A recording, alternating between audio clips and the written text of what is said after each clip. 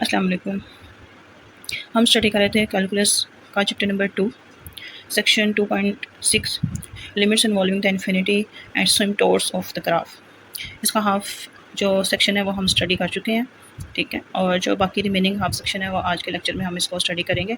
तो जी इसमें सबसे पहले है जी इनफाइनाइट लिमिट्स क्या होती हैं। Infinite limits provides useful symbols in the languages to describe the behaviour of the functions whose values become arbitrarily large positive और द नेगेटिव्स, ठीक है। जब फंक्शन की जो वैल्यूज़ होती है ना वो बहुत ज़्यादा लार्ज हो जाए, यानी इन्फानाइट हो जाए, ठीक है। पॉजिटिव इन्फानाइट हो जाए, नेगेटिव इन्फानाइट हो जाए, बहुत ज़्यादा बढ़ जाएँ, तो इसके लिए हम जो होती है इन्फानाइट लिमिट्स जो है फिर उसका कॉन्सेप्ट इसमें हम यूज़ करते हैं। अच्छा जी, इसमें ना एक बड़ी इंपॉर्टेंट एग्जांपल है जिससे इसके बारे में जो कॉन्सेप्ट है वो काफ़ी हद तक आपका जो होता है वो क्लियर हो जाता है हमारा। हम क्या करते हैं कि हमारे पास एक अगर फंक्शन होता है y इक्वल्स टू 1/x, हमने इसको पहले भी स्टडी किया हुआ है। जब हम इस पर लिमिट अप्लाई करेंगे x x approaches to the zero, ठीक है। और ये लिमिट हमने अप्लाई करनी है राइट हैंड लिमिट। जब हम इसमें राइट हैंड लिमिट अप्लाई कर रहे हैं तो हमारे पास जो एक्स है वो क्या है, अप्रोच कर रहा है जीरो को, ठीक है, फ्रॉम राइट डायरेक्शन। अच्छा जी, तो हमारा जो फंक्शन का ग्राफ होता है ना वो हम उसका अगर बिहेवियर देखते हैं ना तो वो जीरो के पास, ओरिजिन के पास जो है ना, जैसे जैसे हम एक्स जो है ओरिजिन के क्लोज जाएगा तो फंक्शन जो है ना उसकी वैल्यू जो है वो वाई के साथ बढ़ती चली जाती है, मतलब ये इनफाइनाइट हो जाती है, ठीक है। हम इसको डिफाइन बता नहीं सकते कि ये कहाँ तक इसकी जो वैल्यू है वो इंक्रीज़ हो गई। तो हम इसको कह देते हैं कि जी ये इन्फिनिटी पे तक चली जाती है, तो बहुत ज़्यादा लार्ज हो जाती है। अच्छा जी, इसी तरह जब हम इसकी जब लिमिट लेते हैं ना 1/x जो हमारे पास फंक्शन है, इसकी लिमिट अगर हमने जब लेनी है लेफ्ट हैंड लिमिट, ठीक है, तो लेफ्ट हैंड लिमिट में भी हमारे पास ऐसे ही फंक्शन जैसे जैसे हम x हमारा जो है वो जीरो के क्लोज होता जाएगा, ठीक है, जीरो से क्लोज हो रहा है हमारा x, ओरिजिन के करीब पहुंच रहा है, तो जो फंक्शन है, जो ग्राफ है फंक्शन का, वो ये देखें कर्व है जो वाई एक्सिस के साथ चलती जा रही है मुसलसल, ठीक है, और ये इन्फानाइट नेगेटिव इन्फिनिटी की तरफ चली जाएगी। तो हमारा फंक्शन फिर एक दफ़ा बहुत ज़्यादा लार्ज जो है इसकी जो वैल्यू है वो इतनी मतलब एक्सपैंड हो गई है, इतनी ज़्यादा हो गई है नेगेटिव डायरेक्शन में, ठीक है। तो उसको हम कहते हैं नेगेटिव इन्फिनिटी। अच्छा, इसको हम कहने का एक और तरीका ये होता है कि अगर आप अपने वाई एक्सिस के ऊपर कोई भी नंबर, बी नंबर है, पॉजिटिव नंबर, उसको आपने ले लिया है, तो जो वाई की जो वैल्यू होगी, जो वाई फंक्शन की जो वैल्यू है वो इस बी से भी ग्रेटर हो जाएगी। In case when we are taking the right hand limit, and when we are taking the left hand limit, हम कहेंगे कि हमने कोई एक बी नेगेटिव नंबर लिया, लेकिन जो हमारे पास फंक्शन जो है ना वाई, उसकी जो वैल्यू है ना उससे और मज़ीद छोटी हो जाएगी, उससे और स्मॉलर हो जाएगी, मतलब वाई का जो फंक्शन है ना उससे मज़ीद आगे बढ़ जाएगी नेगेटिव डायरेक्शन में, ठीक है। माइनस में नेगेटिव में वैल्यूज जैसे स्मॉल होती जाती है ना, तो वो फिर माइनस बी से मज़ीद आगे है, तो मतलब वो मज़ीद स्मॉलर हो जाएगी, ठीक है। अच्छा जी, अब ये देखिए ना, अब आप क्या देख रहे हैं कि जो 1/x पे जो इसका बिहेवियर है, अगर हम राइट डायरेक्शन की बात कर रहे हैं तो पॉजिटिव इन्फिनिटी, अगर हम जो है वो लेफ्ट लिमिट की बात कर रहे हैं तो हम कह रहे हैं जी नेगेटिव इन्फिनिटी है, ठीक है। तो इसका मतलब फिर क्या है, लिमिट तो हमारी एग्जिस्ट नहीं करती इस पॉइंट के ऊपर। किस पॉइंट पे? जब x approaches to the zero है, ठीक है, क्योंकि हमारी दोनों लिमिट से सेम नहीं है, एग्जिस्ट कैसे करेंगी? तो फिर x point approaches to zero पे हमारी जो फिर लिमिट है वो एग्जिस्ट नहीं करती है। अच्छा जी, यही कुछ इसके अंदर लिखा हुआ है, इसको आप जब स्टडी कर लेंगे तो सारा कुछ ऑलमोस्ट आपको क्लियर हो जाएगा, इसमें कोई भी चीज़ जो है वो मुश्किल नहीं आपको फील होगी। इस तरह एक और एग्जांपल इन्होंने दी हुई, एग्जांपल नंबर 11 है। इसमें जी आपके पास एक फंक्शन है y1 जो है 1/x-1, ठीक है। इसमें भी आपने x अप्रोचेस टू 1 है from right direction and from left direction, दोनों डायरेक्शन से आपने इसकी जो लिमिट है वो फाइंड आउट करनी है। अच्छा जी, जब इसमें क्या होता है, अब देखें जी, इसमें भी वही केस है जैसे हमारे पीछे स्टडी किया, जैसे 1/x था तो डिनोमिनेटर में जब जीरो पुट करते हैं तो वो सम इन्फिनिटी आ जाता है, ठीक है। इसी तरह जब हम 1 की बात करेंगे तो 1 जब यहाँ पे हम इसके डिनोमिनेटर में x-1 है, इसमें जब 1 पुट करेंगे तो हमारा फंक्शन इन्फिनिटी की तरफ चला जाएगा। अगर हम राइट डायरेक्शन की बात करते हैं तो पॉजिटिव इन्फिनिटी, अगर हम लेफ्ट डायरेक्शन की बात करेंगे तो नेगेटिव इन्फिनिटी। अब ये फंक्शन ऑलमोस्ट फंक्शन जैसा 1/x था ना, जो हमने पीछे भी चेक किया जिसमें हमने लिमिट ली थी x approaches to zero, almost उसी जैसा ही फंक्शन है, लेकिन क्या है, क्योंकि डिनोमिनेटर में x-1 है तो हमारा जो फंक्शन है वो 1 यूनिट शिफ्ट हो गया, 1 यूनिट शिफ्ट हो गया किस डायरेक्शन में? टू द राइट, ठीक है। तो सेम वही फंक्शन है, लेकिन ओरिजिन से देखें सिर्फ 1 यूनिट के डिफरेंस से शिफ्ट हो गया टू द राइट, लेकिन वैसे बिहेवियर इसका वैसा ही है, ऐसे ही सेम एज इट इज़ है जैसे कि फंक्शन 1/x का था, ठीक है जी। इसमें भी एक लिमिट जो है वो इन्फिनिटी है, एक प्लस की डायरेक्शन राइट डायरेक्शन से बात करते हैं तो पॉजिटिव इन्फिनिटी है, नेगेटिव डायरेक्शन से बात करते हैं तो नेगेटिव इन्फिनिटी या वन साइडेड लिमिट तो एग्जिस्ट करती है।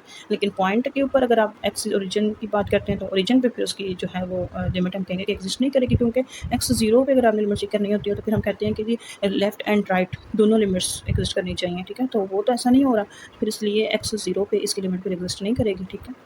ये टू साइडेड लिमिट्स नहीं है, वन साइडेड लिमिट्स में इनको काउंट किया जाता है।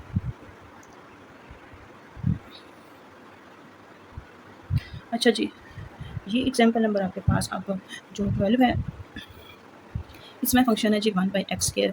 ये फंक्शन है जी टू साइडेड लिमिट का, ठीक है। टू साइडेड लिमिट जो है उसके एग्जांपल है टू साइडेड इनफाइनाइट लिमिट्स। क्योंकि हम स्टडी कर रहे हैं इनफाइनाइट लिमिट्स तो फिर हम कहेंगे टू साइडेड इनफाइनाइट लिमिट्स। अच्छा जी, हमारे पास फंक्शन है 1/x और वो है जी is equals to 1/x² and x approaches to the 0। अब आप इसमें x0 पुट करें फ्रॉम राइट डायरेक्शन और लेफ्ट डायरेक्शन, क्योंकि स्क्वायर डिनोमिनेटर में स्क्वायर है तो जो साइन है वो ऑटोमेटिकली सेम ही रहेगा, मतलब आंसर हमेशा इन्फिनिटी आएगा। तो इनफाइनाइट आंसर होने की वजह से हम जो है वो देखते हैं कि जो फंक्शन है उसकी तो लिमिट इस पॉइंट के ऊपर एग्जिस्ट कर रही है, ठीक है। और वो क्या है, जब हमारे पास 1/x² है तो x अप्रोचेस टू द 0 तो ये इन्फिनिटी, तो ये लिमिट एग्जिस्ट कर रही है, लेकिन इसको हम कहते हैं जी इनफाइनाइट लिमिट्स। तो इसका ग्राफ जो है वो फंक्शन का जो फिगर में मैंने आपके पास शो करवाया हुआ है, ठीक है। अच्छा, ये है जी the graph of f(x) in example 12 approaches to the infinity as x approaches to the 0। अब इन्फिनिट जो है वो कोई नंबर नहीं है, कोई रियल नंबर नहीं है, कुछ भी ऐसा नहीं होता, ठीक है। तो लिमिट तो फिर जो है जब आप वन साइडेड की बात करते हैं तो फिर तो लिमिट एग्जिस्ट नहीं करती है, ठीक है।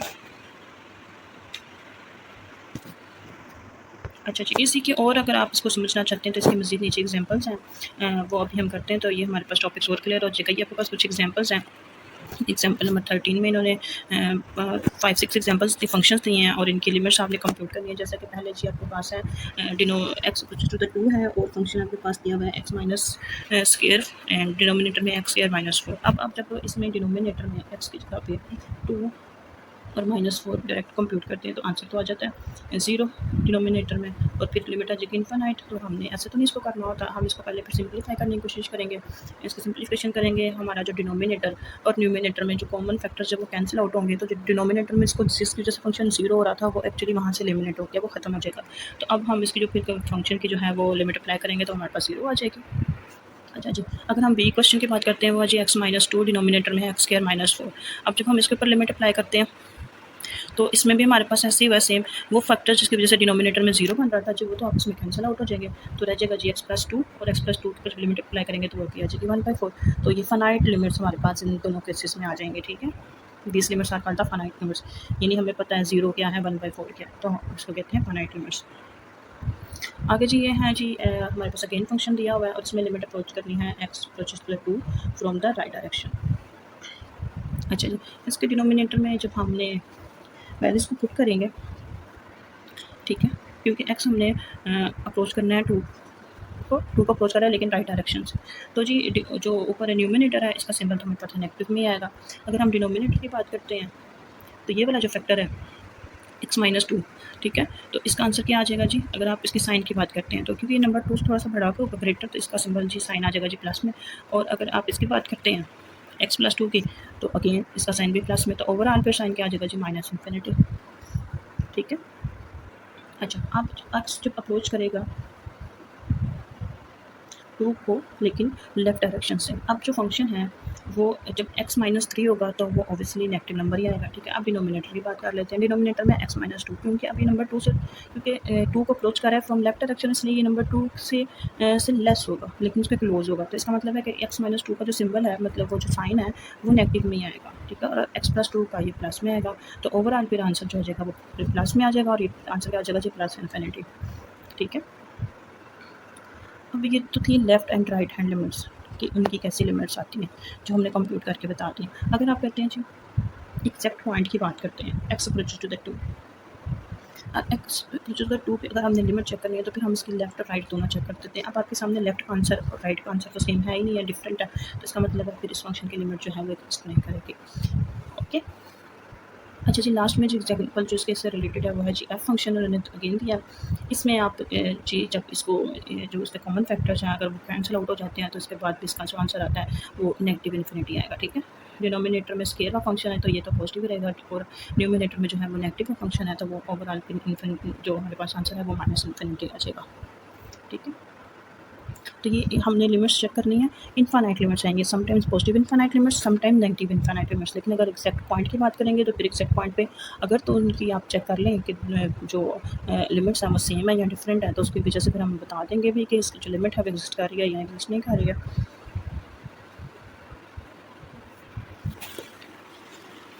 अच्छा जी, उसके बाद 14 एग्जाम्पल है। इसमें आपके पास एक फंक्शन है 2x5 minus 6x square plus 1 और डिनोमिनेटर में है जी 3x square plus x minus m और जो लिमिट है वो अप्रोच कर रही है x को माइनस इन्फिनिटी के डायरेक्शन से, ठीक है। सिंपल से सिंप्लीफिकेशन है कि जो डिनोमिनेटर में हाईएस्ट डिग्री है उससे आपने सारे वेरिएबल्स को जो है वो डिवाइड कर देना, जितने भी न्यूमिनेटर में है जितने भी डिनोमिनेटर्स में है, ठीक है। अब वो डिवाइड करने के बाद जो हमारे पास x माइनस 1/2 जैसे x माइनस 2 है, अभी इसका मतलब है जी x डिनोमिनेटर में तो इन्फिनिटी जब लिमिट अप्लाई होगी माइनस इन्फिनिटी के का स्क्वायर तो ये ज़ीरो आ जाएगा। सेम फॉर x 1/x की मतलब भी जब हम ज़ीरो पुट करेंगे तो इन्फिनिट पुट करने से इसका भी आंसर ज़ीरो आ जाएगा, ठीक है जी। इसी तरह अगर आप बात करते हैं ये 7x -2 की, ठीक है, तो इसमें भी मीन्स के ओवरऑल कहने का मतलब ये है कि जब जब x की इस तरह के फंक्शंस होंगे तो इसकी जो फिर लिमिट है वो ज़ीरो को अप्रोच करेंगे फंक्शंस, ठीक है। और बाकी जो हमारे पास एक ये फंक्शन है x -3, इसमें जब x की जगह पे हम पुट करेंगे जी आपके पास है minus infinity to minus infinity तो ये इनफाइनाइट आ जाएगा। तो ये सारे फंक्शन न्यूमिनेटर में एक इन्फिनिट है, डिनोमिनेटर में सारे टू फंक्शन जो हमारे पास जीरोस हैं और एक डिनोमिनेटर में 3 है। तो हम ये कह लेंगे जी कि जो न्यूमिनेटर है वो टेंडेंस है towards the negative infinity while the denominator is approach to the 3, ठीक है, and x approaches to the minus infinity. अच्छा जी, आगे जी प्रिसाइज डेफिनेशंस हैं जी इनफाइनाइट लिमिट्स की। ये जी बिल्कुल सिंपल है और इम्पोर्टेंट भी बहुत ज़्यादा हैं, ठीक है। as f of x approaches to the infinity and x approaches to the c, then the limit f of x is infinity as x approaches to the c, ठीक है। then if for every epsilon greater than 0 b, ठीक है।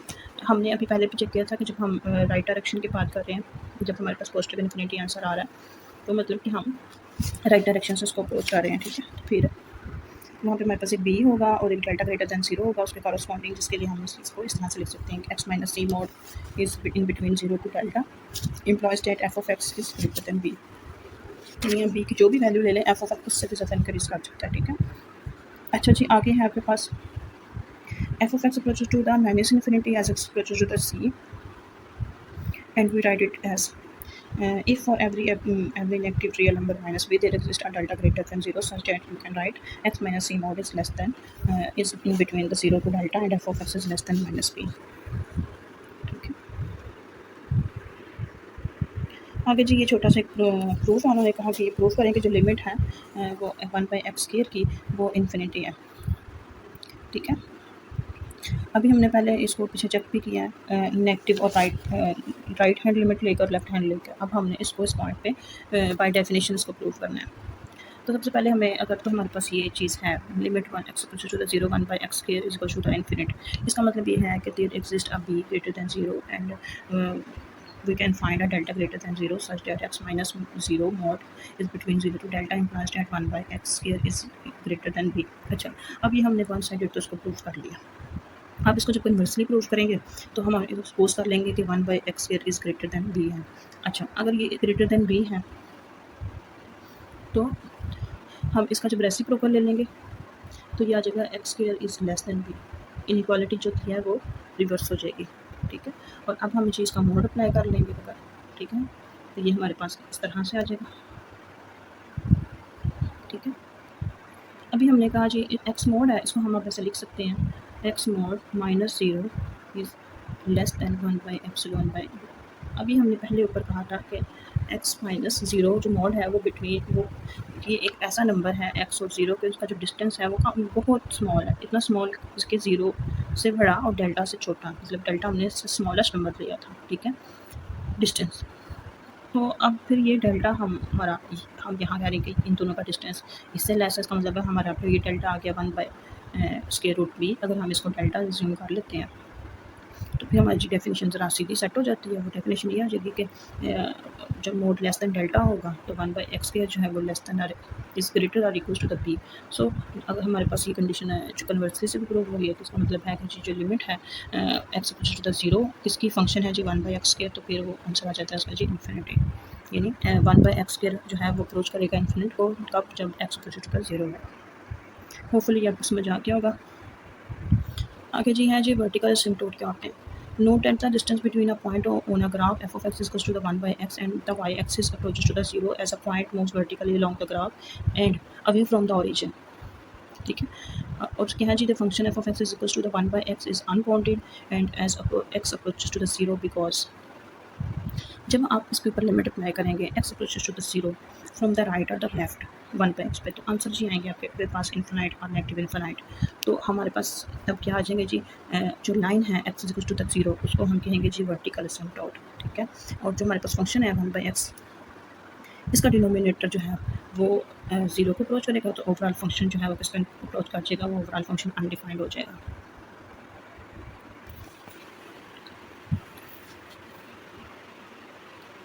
अच्छा जी, यही चीज़ उन्होंने इसके graph में भी शो करवाई हुई है। 1/x का जो फंक्शन है, जब आप कुछ वैल्यूज़ प्लस में, जब x हमारे पास इसके पॉजिटिव नंबर्स होते हैं तो हमारे पास फर्स्ट क्वाड्रेंट में ग्राफ आएगा। जब हम इसके नेगेटिव नंबर्स लेंगे, x की वैल्यूज़ नेगेटिव होंगी तो इसका ग्राफ थर्ड क्वाड्रेंट में आ जाएगा। तो जो हमारे पास x इक्वल टू द 0 जो लाइन है ओरिजिन, ठीक है, x equal to the 0 origin means जब हमारे जो वाई एक्सिस है जिसको हम वर्टिकल कहते हैं, ठीक है, वर्टिकल लाइन पूरे का पूरा, तो फिर वो हमारे पास जो है वो वर्टिकल एसिम्प्टोट बन जाएगा graph. A line x is equal to the a is a vertical asymptote of the graph of a function when y is equal to f of x is either, या x approach करे a को from the right hand side तो भी function का answer plus minus infinity आना चाहिए, और अगर x approaches to the a from the left direction तो भी उसका आंसर प्लस माइनस इन्फिनिटी होना चाहिए। तो फिर हम इसको कहेंगे कि x is equal to the a जो है आपके पास दोनों केसेस में वर्टिकल एसिम्प्टोट होता है। अच्छा जी, आगे एग्जांपल नंबर 16 है, द हॉरिजॉन्टल फाइंड करने हैं horizontal and vertical asymptote of the curves. आपके पास फंक्शन दी है y is equal to the x+3, denominator है x+2।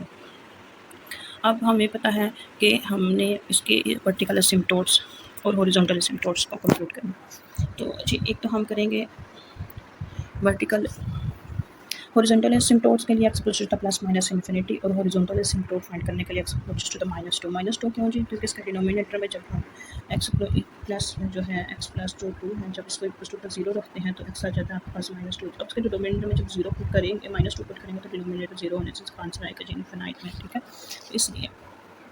और दूसरा जो प्लस माइनस इन्फिनिटी जब आप ऐसी वैल्यू रखेंगे तो फिर हमारे पास y जो है वो 0 को अप्रोच करेगा, तो इससे इनके वर्टिकल और हॉरिजॉन्टल एसिम्प्टोट कंप्यूट होंगे। ओवरऑल हमने पहले करना क्या है, एग्जांपल में पहले तो हम दोनों की डिग्री सेम है तो हम दोनों को डिवाइड करेंगे। डिवाइड करने के बाद हमारे पास ये फंक्शन कुछ इस तरह से आ जाएगा, ठीक है, y is equal to the 1 + 1/x²। अच्छा जी, अब इसमें जो ये 1 है ये हमारे पास आपको पता है ये लीनियर फंक्शन होता है 1/x², 1/x+2 जो है ये हमारे पास एज अ रिमाइंडर आता है, रिमाइंडर आता है। अच्छा, अब इस रिमाइंडर में आपका क्या काम है, और रिमाइंडर का जी आपके पास ये काम होता है कि y is equal to the 1, ये आपके पास एक एसिम्प्टोट आ जाता है, ठीक है। कब इसको बोलते हैं जी horizontal asymptote. As x approaches to the plus minus infinity तो हमारे पास हॉरिजॉन्टल एसिम्प्टोट आ जाएगा y is equal to the 1, ये हमारे पास यहाँ से आ जाएगा। अच्छा, उसके बाद है जब x अप्रोचेस टू द -2, ठीक है, the curve approach to the vertical asymptote x is equal to the -2, ठीक है, तो हमारे पास जो कर्व है उसका वर्टिकल एसिम्प्टोट आ जाएगा। अब हमारे पास जो ग्राफ फंक्शन दिया हुआ था, सबसे पहले हमने उसको प्लॉट करना होता है, उसकी कुछ प्लस में वैल्यूज़ लें, कुछ नेगेटिव में वैल्यूज़ लें, कुछ 0 लें, ठीक है। उसका आपके पास ये ब्लू कलर की जो 2 लाइन्स हैं ये आपके पास आ जाएंगी। उसके बाद y is equal to the 1 के ऊपर आपने एक लाइन ड्रॉ कर देनी है, ठीक है, इस लाइन को आप कहेंगे जी आपके पास हॉरिजॉन्टल एसिम्प्टोट है, और दूसरी है आपके पास जी वर्टिकल एसिम्प्टोट हुआ है जी x-2, तो x-2 के ऊपर एक लाइन आ जाएगी तो ये आ जाएगा वर्टिकल एसिम्प्टोट। तो ये फंक्शन और उसके वर्टिकल और हॉरिजॉन्टल एसिम्प्टोट्स आप कंप्यूट कर लेंगे, ठीक है, ये बहुत इंपॉर्टेंट है। अच्छा जी, उसके बाद इसी तरह एक और एग्जांपल दी हुई है, एग्जांपल नंबर 17 इसमें कहा है जी find the horizontal and the vertical asymptotes of the graph. इसमें भी आपके पास एक एफ ऑफ एक्स है और वो इक्वल है -8/x² - 4 के। अब जब हम एक्स को प्लस माइनस इन्फिनिटी अप्रोच करवाएं या एक्स को अप्रोच करें +-2 को, ठीक है, तो डिनोमिनेटर जो होता है उसका बिहेवियर क्या होता है। जब +-2 करेंगे डिनोमिनेटर में तो फिर हमारे पास डिनोमिनेटर 0 आ जाएगा। Notice that the f is an even function of x, so its graph is symmetric with respect to the y-axis। क्योंकि ये एक हमें पता है कि x की वैल्यूज़ आप नेगेटिव पुट करें या x की वैल्यूज़ आप पॉजिटिव पुट करें तो ओवरऑल फंक्शन जो है वो आपका फिर जो है बट से सिमेट्रिक हो जाता है वाई एक्सिस के लॉन्ग, यानी इस तरह से यू टाइप जैसे ये यहाँ पे प्लॉट हुआ है, ठीक है। अच्छा जी, अगर आपने इसका बिहेवियर चेक करना था +-इन्फिनिटी के ऊपर, एक्स अप्रोचेस टू द +-इन्फिनिटी, जब आप इसको रखते हैं यहाँ पे +इन्फिनिटी चेक कर लें या -इन्फिनिटी चेक कर लें तो फंक्शन का आंसर आपके पास 0 आ जाता है। सो आपके पास y क्या आ गया जी 0। y0 जो है आपके पास हॉरिजॉन्टल एसिम्पटोट है ग्राफ का, तो आपने y0 जो है वो y किस लाइन पे जो 0 होता है, y होता है जी x एक्सिस जो हमारे पास होता है ना, x एक्सिस कंप्लीट, ठीक है। ये इसके ऊपर y0 होता है, तो ये जो x एक्सिस है इसी के ऊपर आपने एक और लाइन ड्रॉ कर देनी है जो जगह जी हमारे पास horizontal asymptote y equal to the 0 का। अच्छा, by the symmetry it is a asymptote to the left as well.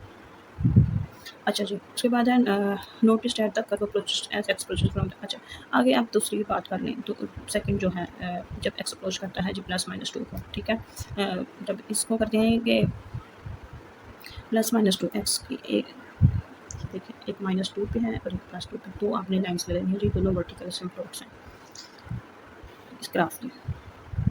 एक जी both are vertical asymptote both from the right and the left, ठीक है। अच्छा, और ब्लू कलर जो है वो आपके पास फंक्शन की वैल्यूज़ हैं। जब फंक्शन की वैल्यूज़ एक्स की हैं आपके पास 1 से -1 से लेकर 1 तक, तो आपके पास ग्राफ यहाँ पे बनता है, और जब आपके पास -3 -4 और उससे आगे हैं तो ग्राफ यहाँ पे जनरेट होगा, और जब 3 4 और 3 4 से ग्रेटर हैं तो आपके पास ग्राफ यहाँ पे इस क्वाड्रेंट में 4th क्वाड्रेंट में प्लॉट हो रहा है, ठीक है। Very important example. अच्छा जी, एग्जाम्पल नंबर 19 जो है इसमें आपके पास कर्व्स हैं y is equals to secant x is equals to that is 1 by cos of x and y is equals to tan of x। tan of x is the sin x by cos x।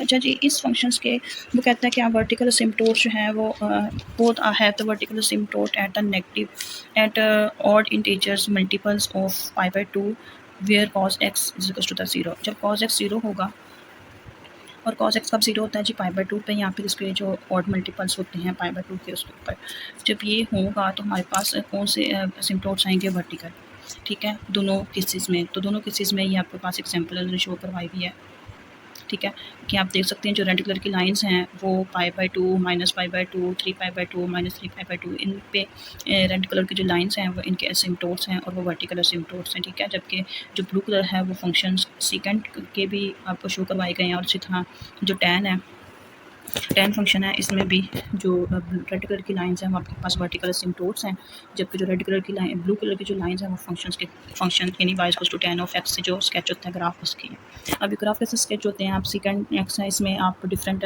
पाई की values put करें, ठीक है, मतलब जैसे जैसे हमारे पास angle होता है 0 से लेकर 2π तक, प्लस में भी नेगेटिव में भी इस तरह डिफरेंट वैल्यूज़ आप पुट करें। उसके अलावा जैसे -3π/2 है, π/2 है और -π/2 है, इस तरह डिफरेंट वैल्यूज़ पुट करें, उसके डिफरेंट आंसर आएंगे, पॉइंट्स आएंगे, इनको प्लॉट करें तो ये ब्लू कलर के जो ग्राफ हैं ये तो उससे जनरेट हो जाते हैं। और दूसरा जो आपको मैंने बता दिए हैं वो डिनोमिनेटर हमने चेक करना होता है कि डिनोमिनेटर किस पर 0 होता है, जिस पर डिनोमिनेटर हमारे पास 0 आ जाता है उससे हमारे पास वर्टिकल एसिम्पटोट्स होता है वो कंप्लीट हो जाता है। अच्छा जी, नेक्स्ट इन्होंने जी डिस्कस किया हुआ है डोमिनेट टर्म क्या होती हैं। Dominate terms another very important concept है। आपके पास ये एग्जांपल हमारी बड़ी देर से चल रही है जो है जी f of x equals to x² - 3 और डिनोमिनेटर में है 2x - 4। अच्छा, हमने क्या किया था, हमने इनको डिवाइड किया, डिवाइड करने के बाद हमारे पास इस तरह से इसके दो फंक्शंस आ जाते हैं, एक हमारे पास होता है जी लीनियर फंक्शन और एक हम कहते हैं जी रिमाइंडर।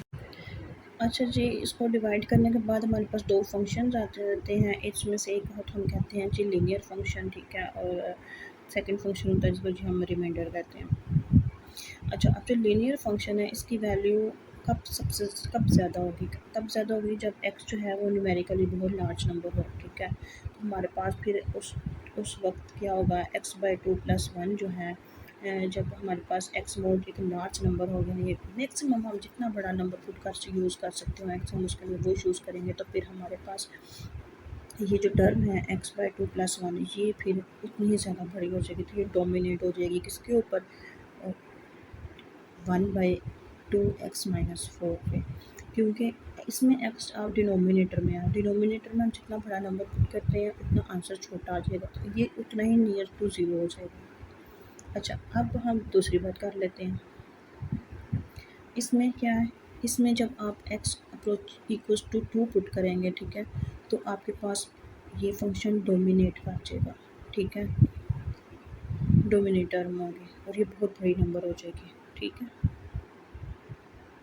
तो इसमें डोमिनेट का कॉन्सेप्ट है और इसमें इतना कोई बातचीत जो मुश्किल हो वो तो नहीं है, लेकिन ये कॉन्सेप्ट जो है थोड़ा सा इम्पोर्टेंट है, ठीक है, कि डोमिनेट टर्म्स क्या होती हैं। अच्छा जी, आगे इसी तरह एक एग्जांपल दी हुई, एग्जांपल 20th है, लास्ट एग्जांपल है सेक्शन के, इसके साथ हमारा ये सेक्शन कंप्लीट हो जाएगा। ये है जी f(x) equal to the 3x4 minus 2x³ plus 3x² minus 5x plus 6 और एक g(x) फंक्शन दिया हुआ है, ठीक है, वो है जी 3x4। अब हम अगर इस ग्राफ में f और g दोनों, ये दोनों फंक्शन डिफरेंट हैं, ठीक है, न्यूमेरिकली, लेकिन अगर हम इसको कर देते हैं x की वैल्यू बहुत ज़्यादा लार्ज इसमें अगर पुट कर देते हैं, ठीक है, तो हमारे पास जो फंक्शंस हैं वो दोनों वर्चुअली आइडेंटिकल बन जाएंगे। यानी अगर हम x अप्रोचेस टू इनफाइनाइट कोई नंबर पुट कर दें फर्स्ट में भी और सेकंड में भी, तो सब कुछ इनफाइनाइट मतलब कि बहुत बड़ा कुछ समथिंग लार्ज, वेरी लार्ज, तो हमारे पास नंबर बन जाएगा, तो हमारा फंक्शन जो है वो आइडेंटिकल हो जाएगा। अच्छा, इसको अगर, लेकिन ये असल में आइडेंटिकल, आप इसको ग्राफ को अगर दूर से देखते हैं तो ये आइडेंटिकल है, लेकिन आप इसको अगर स्केच करके देखें ओरिजिन के करीब, तो ओरिजिन के करीब x, जो पिंक कलर की जो रेड कलर की जो लाइन है वो g(x) is equal to the 3x4 का आंसर है, उसका ग्राफ है। और अगर आप ब्लू वाली देखते हैं तो वह f(x) का ग्राफ है। तो ओरिजिन के करीब तो दोनों ग्राफ डिफरेंट है, लेकिन अगर आप एक ओवरऑल शेप देखते हैं तो दोनों की शेप जो है वो थोड़ा यू टाइप शेप है, यानी एक जो है आपके पास एक ऐसा ग्राफ है जो सिमेट्रिक है अबाउट द वाई एक्सिस। अच्छा जी, इसको डिवाइड करने के बाद हमारे पास दो फंक्शन आते रहते हैं, इसमें से एक हम कहते हैं जी लीनियर फंक्शन, ठीक है, और सेकंड फंक्शन होता है जिसको जी हम रिमाइंडर कहते हैं। अच्छा, अब जो लीनियर फंक्शन है इसकी वैल्यू कब ज़्यादा होगी, तब ज़्यादा होगी जब x जो है वो न्यूमेरिकली बहुत लार्ज नंबर हो, ठीक है। तो हमारे पास फिर उस वक्त क्या होगा, x/2+1 जो है जब हमारे पास x मोड एक लार्ज नंबर होगा, ये मैक्सिमम हम जितना बड़ा नंबर पुट कर यूज़ कर सकते हो x, हम उसके लिए वो यूज़ करेंगे। तो फिर हमारे पास ये जो टर्म है x/2+1 ये फिर उतनी ही ज़्यादा बड़ी हो जाएगी, तो ये डोमिनेट हो जाएगी किसके ऊपर, 1/2x-4 पे, क्योंकि इसमें x आप डिनोमिनेटर में है, डिनोमिनेटर में हम जितना बड़ा नंबर पुट करते हैं उतना आंसर छोटा आ जाएगा, तो ये उतना ही नियर टू ज़ीरो हो जाएगा। अच्छा, अब हम दूसरी बात कर लेते हैं। इसमें क्या है, इसमें जब आप x approach equals to 2 put करेंगे, ठीक है, तो आपके पास ये फंक्शन डोमिनेट कर जाएगा, ठीक है, डोमिनेट टर्म होगी और ये बहुत बड़ी नंबर हो जाएगी, ठीक है। तो इसमें डोमिनेट का कॉन्सेप्ट है और इसमें इतना कोई बातचीत जो मुश्किल हो वो तो नहीं है, लेकिन ये कॉन्सेप्ट जो है थोड़ा सा इम्पोर्टेंट है, ठीक है, कि डोमिनेट टर्म्स क्या होती हैं। अच्छा जी, आगे इसी तरह एक एग्जांपल दी हुई, एग्जांपल 20th है, लास्ट एग्जांपल है सेक्शन के, इसके साथ हमारा ये सेक्शन कंप्लीट हो जाएगा। ये है जी f(x) equal to the 3x4 minus 2x³ plus 3x² minus 5x plus 6 और एक g(x) फंक्शन दिया हुआ है, ठीक है, वो है जी 3x4। अब हम अगर इस ग्राफ में f और g दोनों, ये दोनों फंक्शन डिफरेंट है, ठीक है, न्यूमेरिकली, लेकिन अगर हम इसको कर देते हैं x की वैल्यू बहुत ज़्यादा लार्ज इसमें अगर पुट कर देते हैं, वो ठीक है, तो हमारे पास जो फंक्शंस हैं वो दोनों वर्चुअली आइडेंटिकल बन जाएंगे। यानी अगर हम x अप्रोचेस टू इनफाइनाइट कोई नंबर पुट कर दें फर्स्ट में भी और सेकंड में भी, तो सब कुछ इनफाइनाइट मतलब कि बहुत बड़ा कुछ समथिंग लार्ज, वेरी लार्ज, तो हमारे पास नंबर बन जाएगा, तो हमारा फंक्शन जो है वो आइडेंटिकल हो जाएगा। अच्छा इसको अगर लेकिन ये असल में आइडेंटिकल आप इसको ग्राफ को अगर दूर से देखते हैं तो ये आइडेंटिकल है।